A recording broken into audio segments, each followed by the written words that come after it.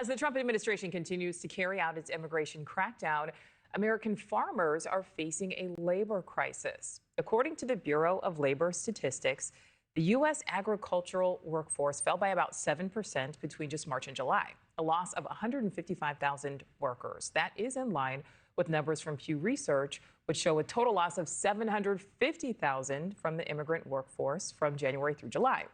A Pennsylvania Republican congressman is planning to introduce legislation aimed at tackling this deepening labor crisis, but it may be too little too late for some farmers.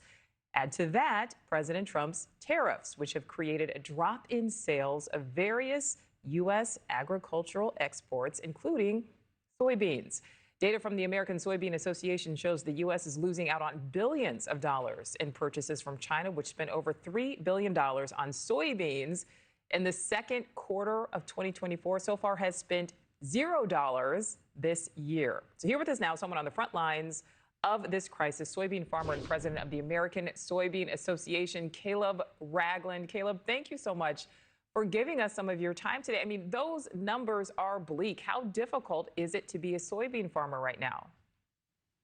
Well, we depend on the Chinese market. And the reason we depend so much on this market is China consumes 61% of soybeans produced worldwide.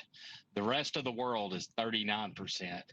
Of the soybeans that American farmers produce, 25% currently have been going to China.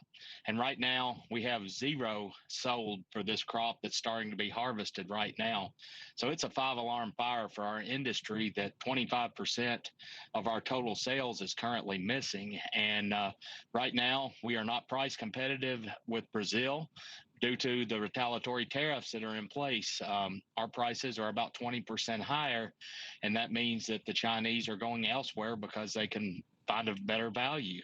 And the American soybean farmers and their families are suffering. There's 500,000 of us that produce soybeans, and we desperately need markets, and we need opportunity, and we need a level playing field so we can compete, because we grow a great product, but we have to be price competitive as well.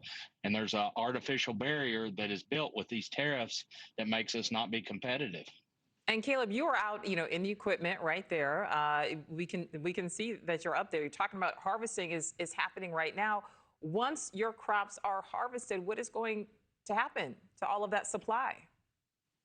Well, the concern is that prices will continue to drop in certain areas of the country that have higher transportation costs. The basis has dropped to record low levels. Right now, the Chicago price is a little over $10 for a bushel of soybeans, but there's places in North Dakota where the basis is $1.70 under the market. So their soybeans are only worth a little over $8. And cost of production for a bushel of soybeans varies farm to farm, but it's around $12 per bushel. And soybean farmers are going to experience huge losses this year.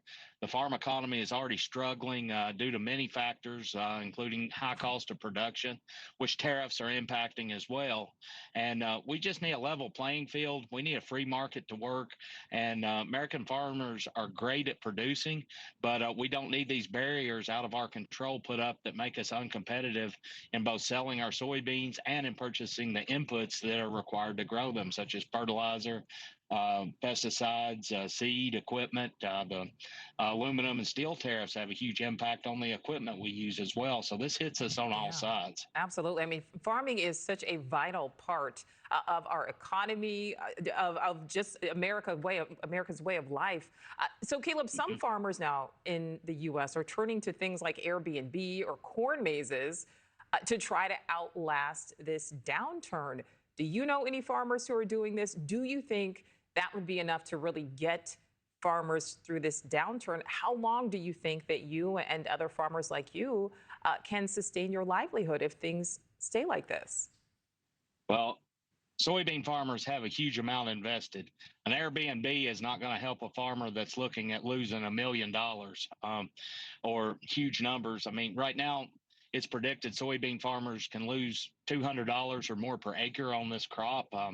A farmer like myself, we have 1,200 acres of soybeans. That's $240,000 of loss.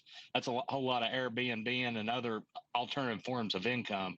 We have long-term investments that are made in infrastructure, in land, in equipment, and this is not an industry that you just enter and exit on a whim.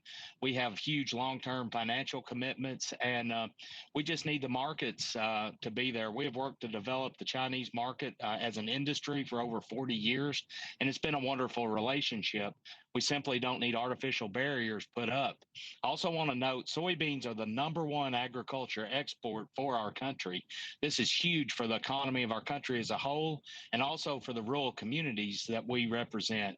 Thank you for watching. Subscribe below and download our NewsNation app right now on your phone, and you will get fact-based, unbiased news for all Americans.